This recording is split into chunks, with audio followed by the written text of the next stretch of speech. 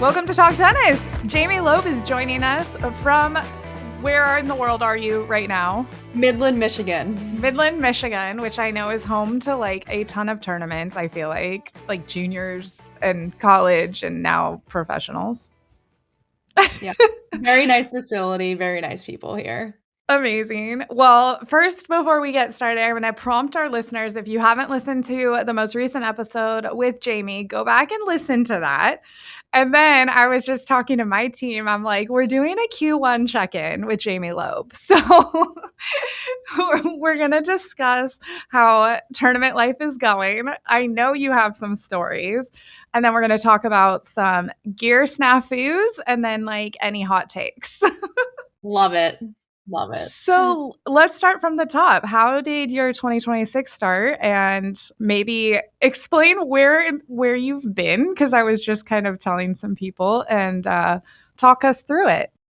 Yeah, it still feels like January to me, even Same. though we're approaching March, which is my birthday month. Mine too. When's your birthday? March 8th. When's yours? Oh, I'm on the back end, March 29th. So I'm an Aries. You're Pisces? Yes. Yeah. Pisces season. Yes. But yeah, I spent the month of January in Tunisia, a place that I've never been, never thought I would ever go to, but it's actually like you're not a professional tennis player unless like you've been to Monastir, Tunisia, like at least once in your life. It's crazy. There's a tournament there every single week of the year. Oh my gosh. Yeah, at least like an ITF 15K, both like men and women. I think men is maybe a 25. So it's crazy. It's like a tennis factory in Monastir. It looks beautiful, like palm trees and yeah, like there's parts of it that are like nice. Yeah, like he gave a little tropical feel.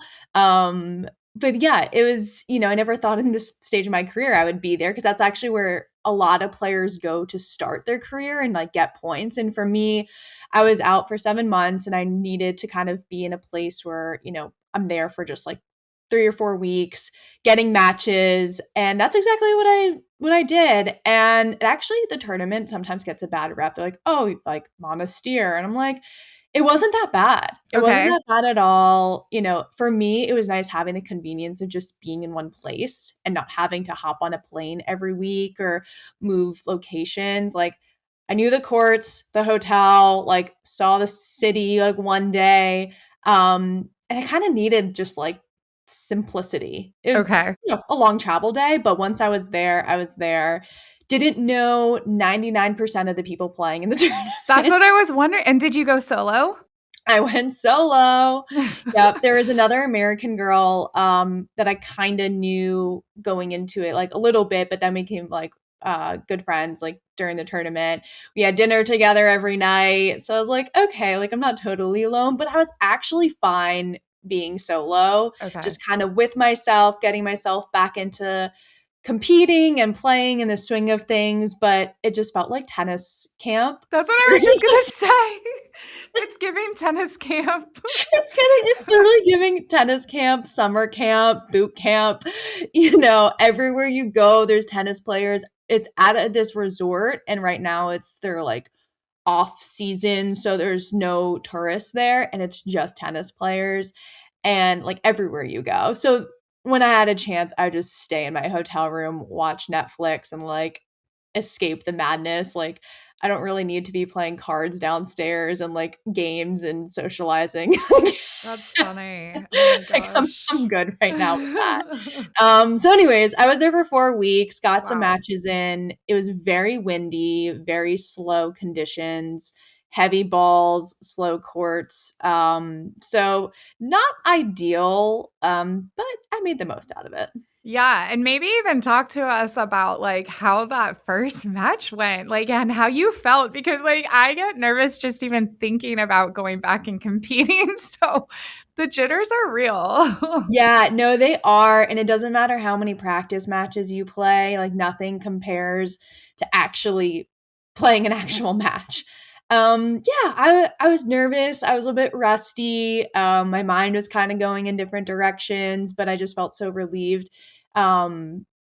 just I don't know, just being out there, and like I won my first match and I was so happy, but it's just a huge accomplishment for me to be out there and put myself back out on court. So I was really proud of myself for that, and just yeah, I was like really happy to get my first win, and just back to the ITF chaos and what that brings. But yeah, I was just really enjoying being out there. Nice. I was gonna say when I've traveled abroad before, usually like 4 weeks is like almost like a week too long where you're like, I love it here, but now like I want to go home. I don't speak the same language as everyone. Like, did you ever have a moment where you're like, I'm good. I gotta go. Yeah, no, I was like teetering on that fourth week. Like, I wish I did a little bit better result wise, because then I would have been like, I'm out, after that third week. But I was like, oh, I'm here. Let me just go one more and get some matches. Nice.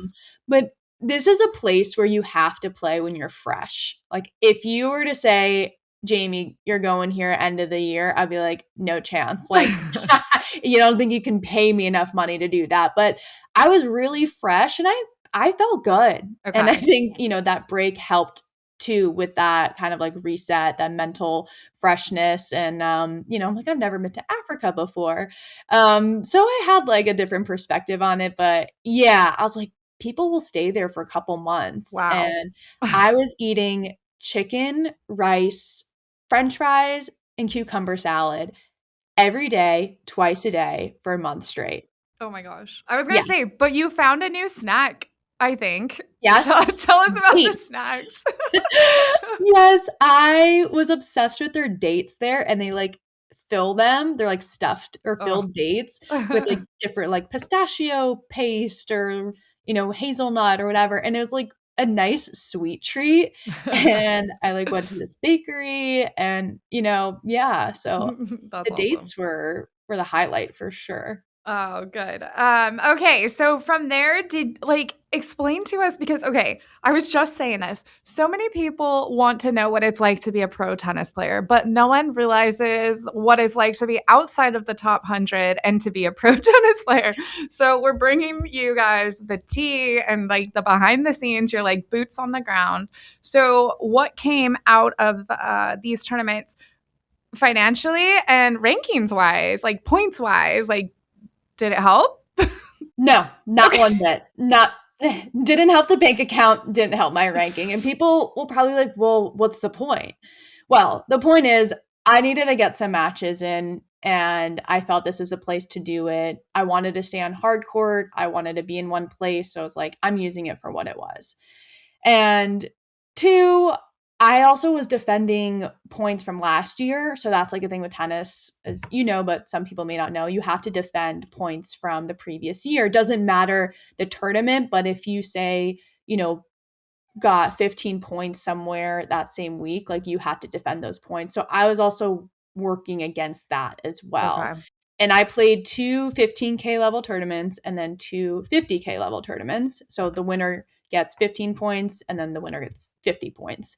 Um, did okay, not great. So I don't think that really maybe it kept my ranking where it is at the Mhm. moment. But it didn't make a jump there. And especially with the 15Ks, you don't make money. And they also take taxes out. Mm. So my expenses were roughly between five to $6,000 for those 4 weeks, and I made $1,100. No. No. Yeah. I was Flights were expensive getting there. Once I was there, everything is it's like an all-inclusive resort, but still did you're paying for the I was hotel. just gonna say, because we talked about this, I think previously, the ITF only covers hotels up to where do they start? I think 60K? 75? Okay, 75. 75. Yeah, and Dang. that's starting on a Monday as well. And most players get there either Saturday or Sunday. Yeah. So, and plus stringing, I will say they had a really good physio and massage therapist there as a part of like their spa. And but you had to pay for that. So I was like, that's worth the money, because my first tournament back, like I need my body. I was so sore. Not Yeah. to mention, I was so the first 2 weeks. I was so sore, which I knew I was going to be, but I was like, I've been training, but It's the nerves. Your body's so tight. I was like, oh my God, my glutes, my back. Oh my God. So, I had like those, and I was like, I need to prioritize my body. I was nervous going by myself because I was like, well, what if I need something? And do they have the resources? But that was great. Like, I loved that. But yeah, I spent money on that. And some taxis, like it adds up. And yeah, it was Glamorous. so glamorous. Yeah. Yeah. Oh my Lost, gosh. probably went down in rankings, lost money, but doing it for the love of the game. I love it. I love it.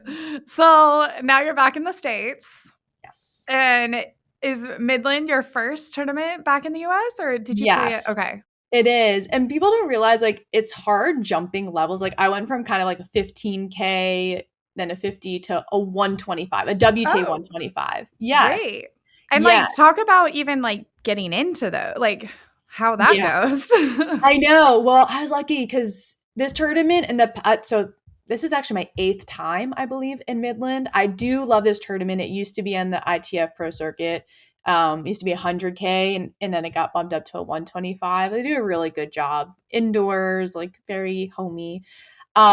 So there's actually other events going on this week, so it kind of made this tournament a little bit weaker than what it normally will be Okay. or would be. And so I kind of like snuck in, sadly lost in qualies, didn't play that great, but it's okay. I have doubles later tonight. Okay. So redemption, hopefully. Yes. And yeah, so I was like eyeing the list and I was like, all right, I think I'll get in. I do love indoors. And after Tunisia, I went back to New York. So I was practicing indoors. So it just made sense to me to just come here. Nice. Did I see you hitting with Christiane? Was that you? You did. You She's did. I love that she like hasn't really touched her racket since she like retired and she still like has such great form and like So clean. So yeah. clean. Like she literally whipped out her rackets and she was like, she popped a string and she's like, I haven't gotten this strong since 2020.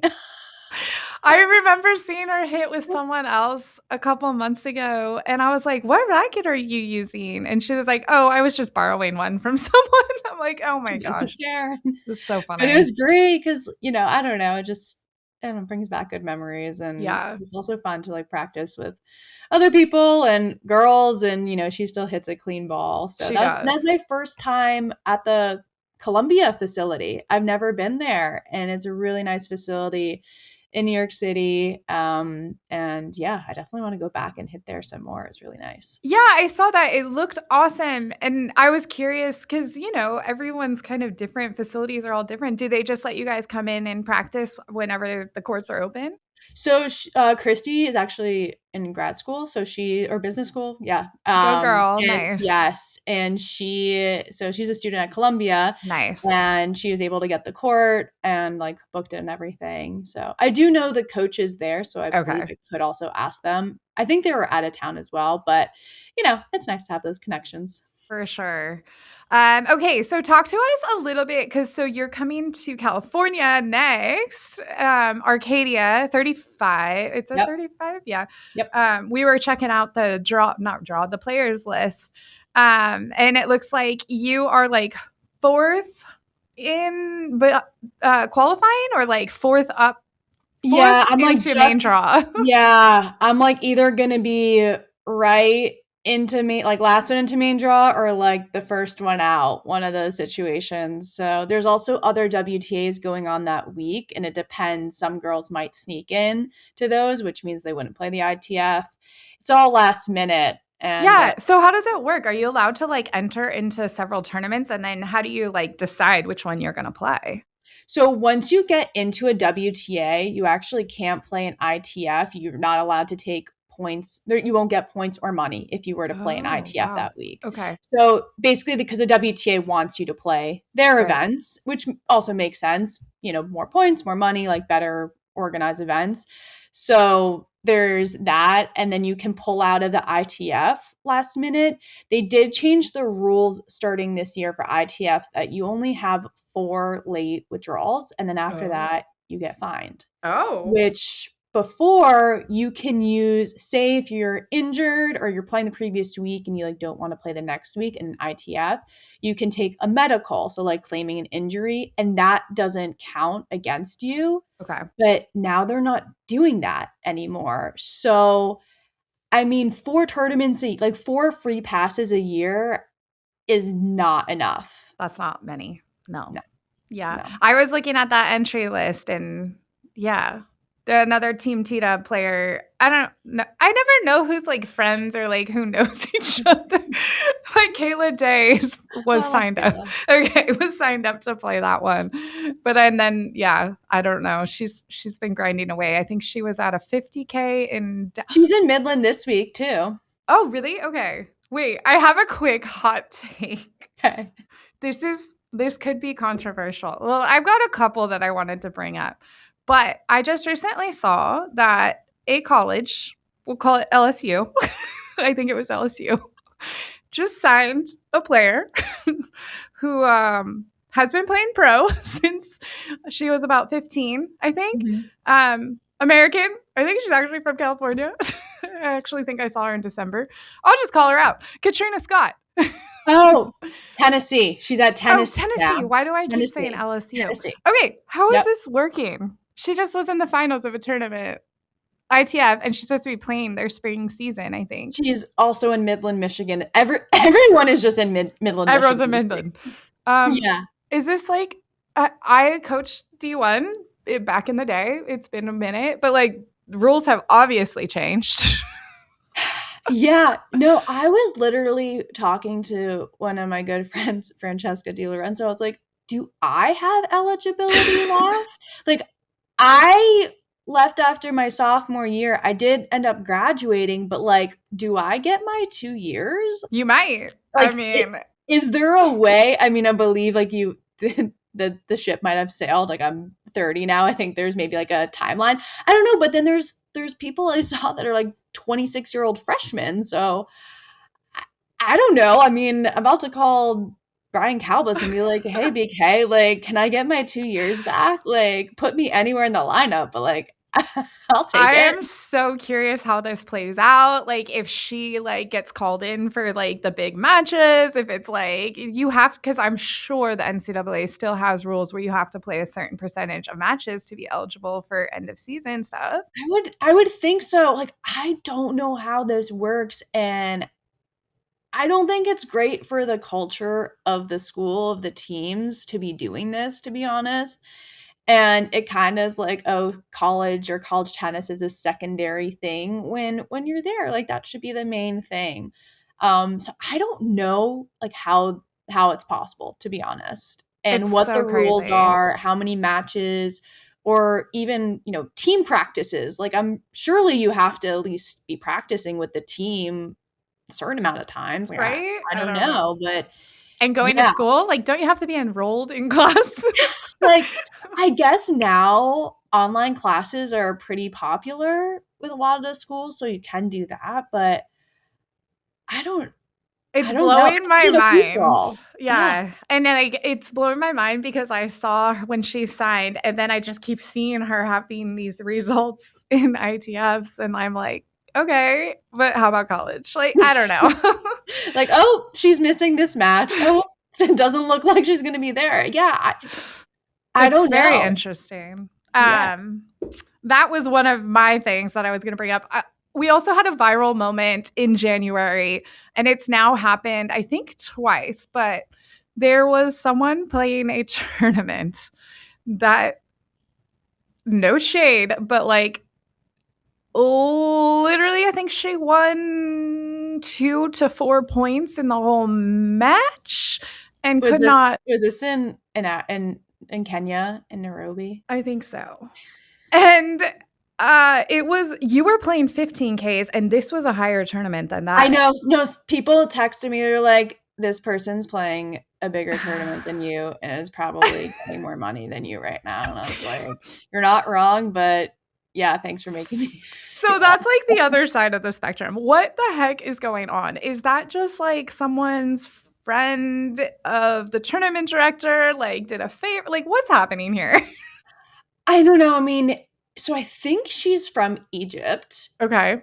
And I don't know how, like, if I watched some points and I was like, okay, there's no way someone that plays like that doesn't even know where to serve, like they don't know how to even apply for a tournament. Like Right? you do You don't not even have an know. IPIN number. I was like, you don't know what an IPIN is. You don't even probably know how to, like, I don't ask for a wild card. Like, people, you say wild card, like no one knows what that is unless you're really like a tennis player. So just based off of watching a few points that I saw, that I was like, I can't be watching this anymore. Like, there's no way she knew how to do this. So how did this happen? Like, how does she know about this tournament? How does she know the rules when she didn't even know which side to serve on? It was so bad. It was so weird. bad. And then I read something that she was going to be signing up for another tournament. I don't know if that was true, but I'm like, how? Like, how is this possible? I don't know. I mean, I think all of us in the tennis world were just like ashamed that this is what's happening. That's insane. Because a couple months previously, and I cannot remember his name because I can't remember anything, but Jack Sock had played a doubles tournament in Newport. In Newport with someone who essentially, I think he like paid his way in.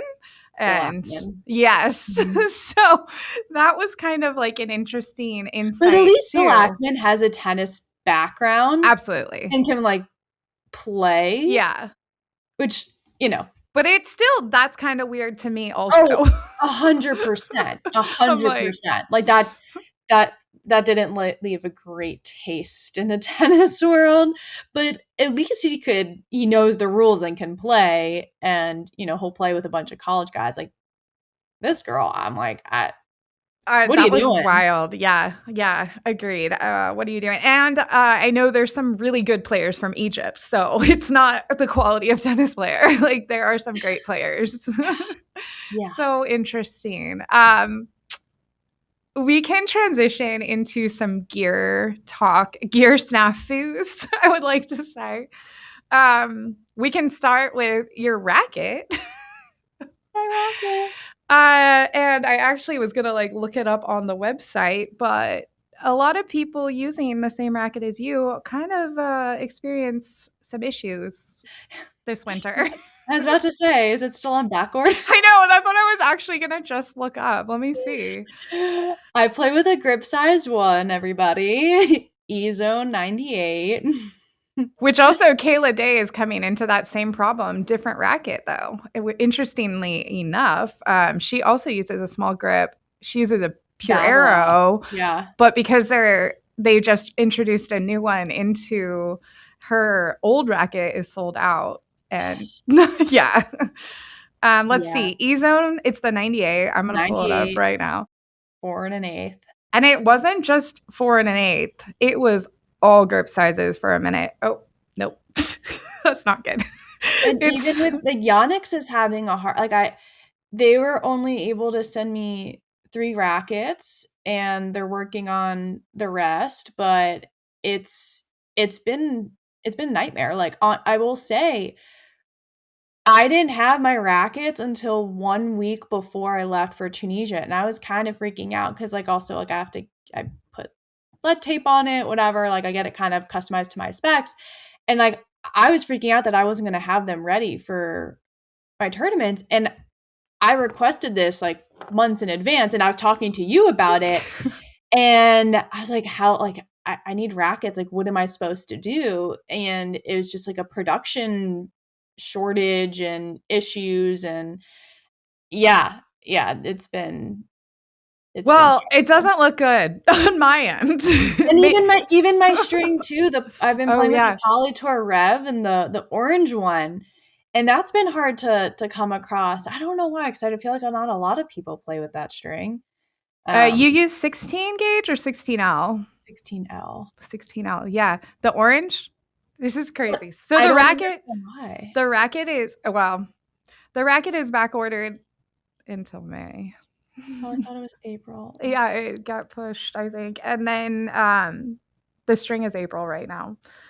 So, well, Looks like I might be switching string as well.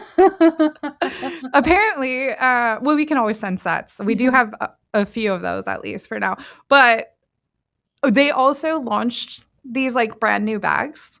And ironically, I think I just got the bag actually. Yannick sent it to me because I didn't get it in December and that was on back order, but I'm not sure if it's the new one or not. But I received a package like a couple of days ago. oh, that's good. Yeah. I was gonna say, people keep asking me about these bags, and I'm like, I've never seen them. We still don't have them.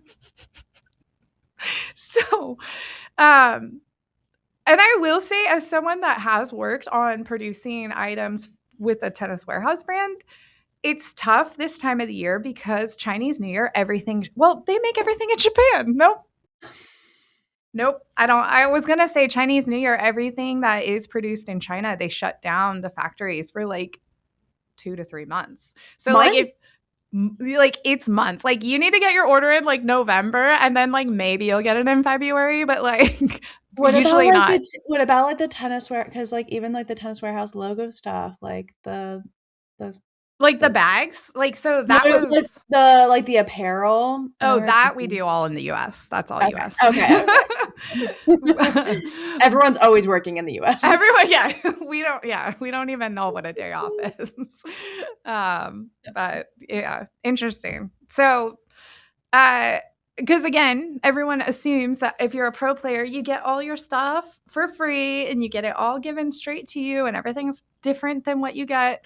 Jamie was literally scouring websites, and I mean, I'm Instagram, and someone actually sent me an extra racket because I was like, I need amazing. more. Like, I need more rackets. I'm the first to say, like, do whatever you eBay, like, find it wherever you can find it. I mean, the second option was taking a 4 1/4 and getting that shaved down. But I'm like, I needed to feel the exact same as 4 1/8. And is it going to be the exact same? I don't know. But that was my last resort. And That's funny. Yeah. So the struggle continues. And then actually, I could pull up your tracking right now. Let's talk about your shoe struggle. Otherwise, we're doing great, guys. Q1's going so well. This is great. Yeah. It's real life tennis, though. It is. I mean, it's real. The struggle is real. And I think what you're going through is so relatable to everyone else that's not a pro player. You know, I'm just like everyone else. I just travel the world and chase points and chase money. But let's talk about your shoes. Yes. I texted Michelle a few days ago. I was like, listen, I might need another pair sent to me. I'm going to be in California. I've been playing with the Nike Vapor Pros since, I don't know, like in the fall. And I really love the shoes, but I was wearing one color. It was the like off-white, pink, black, like really pretty. And sent me like I had like a bunch of pairs, but then I was like, okay, like I'm gonna change up the color for like January, and I have this lilac purplish one. And I've been wearing it, and for some reason it doesn't feel the same as the other color. It's the same exact shoe. But I don't know if it's like because of the pigment or what, but around the ankles, it's cutting into me. That's crazy. And I'm like lacing it all different ways. It's like maybe I'll try to like not use the bottom like lace or whatever. And I can't figure it out, but it's now getting to the point where it's bothering me. Now I'm taking a closer look because I need to know also. Like it always is interesting. Should I leave a review on Tennis Warehouse? You actually might. You should maybe be like, I tried the purple one. It was weird. Yeah. So I'm trying to figure out which color. So like Nike has these PRM colors that are like they're premium, more limited, but it's not. And sometimes they use different materials, but it's not one of those. No, and I don't know. I don't know why. And I'm like, oh my God, is this gonna happen with the other ones? I'm having you send me a pair of the all white ones. I'm like, hopefully those ones, those should be fine. Cause I have, I think, one more pair of the ones that have been fine back home, but I'm here and I need it. Like, well, it just kind of like proves like, because this happens all the time to customers. Like, I've been wearing this shoe forever, and then I tried this one, it's completely different, and everyone's like, wait, no, you're not Well, the wrong. same thing happens with strings too. The dye and the color of the string plays differently. So I hate the color orange, and I play with an orange colored string, but like the orange string plays differently on the rev, differently than the purple, than the mint, than the white. I've tried all of them. I can't say what feels different, but it feels a bit different. So I've just gone back to the orange, and I would love I'm to play with a purple string. I think purple's very pretty, but like, I'm gonna connect you with someone if you're interested. I don't know what your Yonex contract looks like, but if you're interested in a different string brand, I got you. They got purple and orange. well, I wish I could, but I think Alex would be mad at me. Totally understand. I think they're one of the I've worked with a few players that are Yonex, and they're pretty strict with their contracts. Yeah. Yeah. Even when you're just getting product, and like, I'm very appreciative of getting my product. Yeah. Just wish it would come a little bit quicker, but we need to make more. We need to make more. Right? Watch, like, come middle of the year, we'll be like, we have all the Yonex. What do you need? I'll send you one of everything. You get one. Yeah. What else? Okay, I had one more hot topic, but I feel like it could be too controversial to talk about. I'm just putting, I know. Like, we might have to cut this out because, okay, I'm just going to say it. It's been something that I've been like, I might make some enemies here. So the WTA has, maybe we've talked about this before, but the WTA has done an awesome job implementing like all these things for ladies. So maternity leave situations, and they're helping with egg freezing and all this. There are some players that take a protective ranking, and I feel like they've taken it too long. Mm-hmm. And you don't have to say anything, and that's just my hot take. But yeah, like, if you've not played a tournament in over a year, or you've played one tournament in the last year, but then anyways, yeah, you don't have to say anything. No, there is, I believe you have 3 years. Okay. Dang. I believe you have 3 years to use your protected.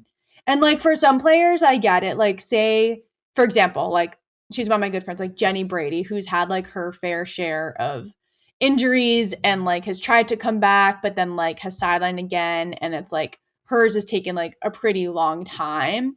And, you know, you want to feel like you're ready to go once you kind of come back. But like, yeah, there's definitely people that like will take it, and they'll kind of like pop in here and there. Yeah.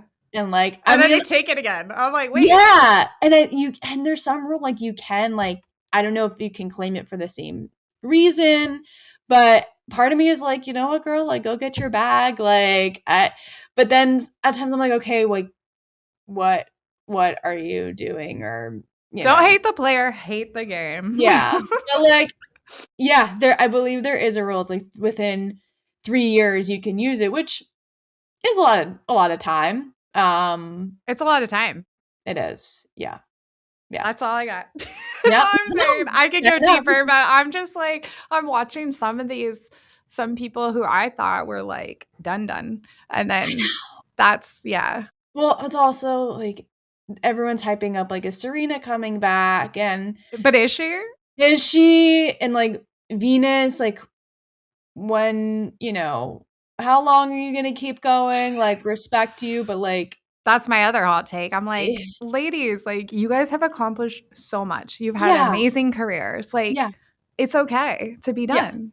Yeah. And they've got both Venus and Serena have so much going on off the tennis court. Like, we wish. Like, totally fine. Yeah. And yeah.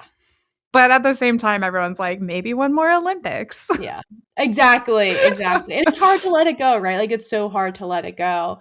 But for me, if I feel like I physically can't keep up, or my game just isn't getting to where I need it to be, then like, that doesn't become enjoyable for me. And that's where you have to have those talks. Like, is this something I can actually do anymore, or like maybe it's time that I stop, and like just having honest conversations. That's like how I look at it. So Yeah, that makes sense. Any hot takes from your end? Anything?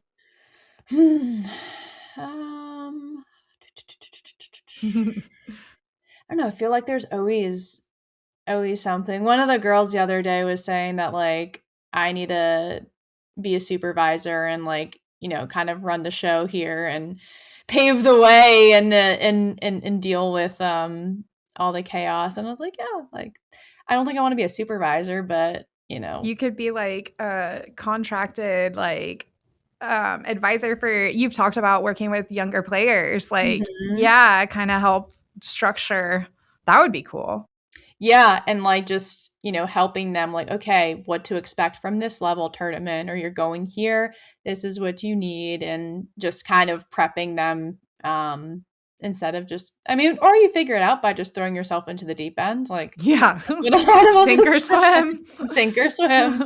So there's that too, but yeah, just to like be that resource liaison, whatever you want. I was trying to pull up my ESPN alerts. I thought I saw one that Jess Pagula is going to be doing some Yes. stuff.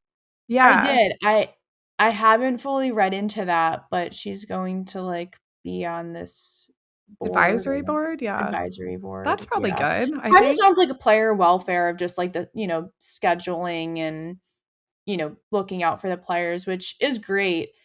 I just don't know how one accomplishes that satisfies everybody. Exactly. Like that's a hard job. I mean, if there's a way that there can be some sort of minimum salary across the board, that would be helpful, and I think that would just take pressure off of like scheduling and having to go week to week or the point structure. But it's not like not everyone's going to love it. So, and there's a lot of people that play professional tennis, like thousands, something Yeah, like there's a that. lot. So, Yeah. That's yeah. actually a good thought though. I like it. Like you have to play a minimum amount of tournaments, but like you're guaranteed to make this amount of money by the end of the year, at the end of the year. Yeah. And it's like enough to like get a living, make a Yeah. living. Yeah. Like a Or professional maybe job. or even like more tournaments the first quarter of the year, like on a I like more on the ITF side, like Q1, it's always brutal. So like I'm playing Arcadia, and then I think I'm playing a 15 in Mexico and a 35 in Mexico. Like, because I'm not going to get into some of the WTAs right now with where my ranking is. And Europe is really stacked. Like there's a 50 and a 75 in the same week, but like how are people supposed to get into that? So Yeah.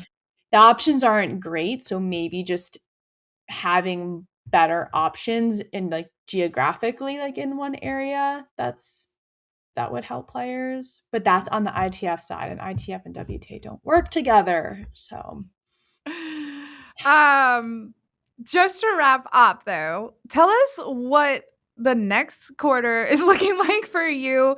And you mentioned loving hard courts. Are you planning to go to Europe and play on clay at all? Or are you just sticking to the US grind? And what's the next like 3 months look like? God, it's like, what do the next 3 days look like? Right? I personally would like to stick to hard, probably till like mid March. And then I do love playing Charleston, Okay. and I hope to get into Charleston. Maybe do a little bit of clay prep for like a week in like Florida before, just to get outside on the clay a bit. I've played a lot of the American tournaments on clay in the past.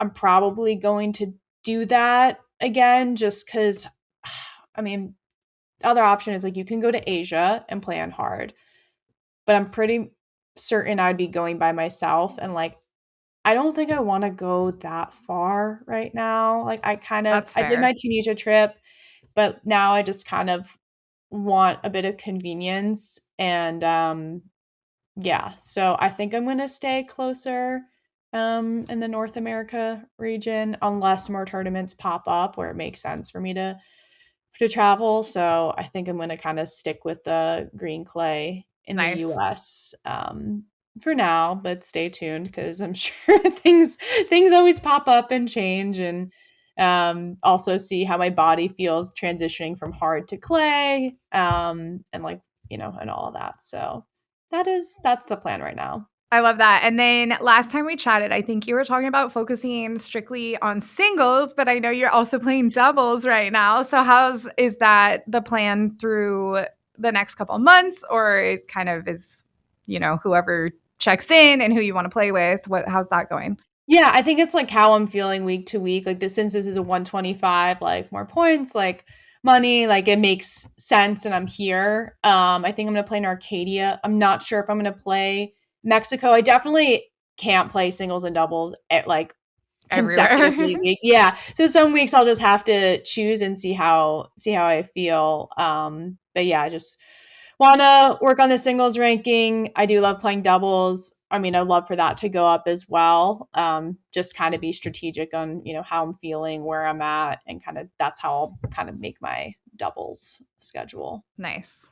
Cool. Well, I'm excited to see the next couple tournaments unfold for you. And I love like this idea of checking in with you once a quarter if you're up for it. I know, I love this. It's okay. Like, hey, like it's like we're getting on the phone right now. Just like, what are you doing? How's it going? Yeah. What's the tea? Yeah. And for anyone out there that's never heard of Jamie, you should definitely follow her on socials because she does a really good job of doing behind the scenes and like has very topical conversations going on about tennis and just life. So she's a fun follow. And I love when you send us videos. One of yours went pretty viral on our YouTube. So I need to get more on YouTube. I'm like trying to up like my TikTok game and like I love Instagram. I actually do need to send you a couple more for YouTube, but I need to check that out more often. I like don't know how YouTube really works in YouTube Shorts. So like, yeah, if you download the YouTube app. I do have an account. I'm just good. Yeah, no, I think I tagged you. But your last one, I'm laughing. Give me the numbers, give me the engagement. I know it's well over 20K views, like, which is solid. And it was pretty funny because I think one of the comments, which just kind of sums up this, it was like, who is she? And I'm like, and I sent them to your Instagram, but it was just like funny. Like that's the thing. Like, this is a pro tennis player. You guys want to know about pros? I'm showing you pros. Sorry, I'm not top 100 yet. We'll get there. There it is. Behind the scenes. What did we call it? It was behind the scenes, how a pro player prepares her gear and rackets for a match before match day with Jamie Loeb. Oh, yay. Yeah. With the graphics. Okay. That one did really well. Let's see. There were some comments. Yeah. Who is she? That was funny. There was a Yonex comment. I would never have suspected that pros stencil their own rackets. Yeah, that's what you get at ITFs. You got to stencil your own rackets. I travel with this like multiple stencils because sometimes they break or if the ink explodes for whatever reason. So yeah, no, I do that. WTAs they stencil, but and then my arts and crafts.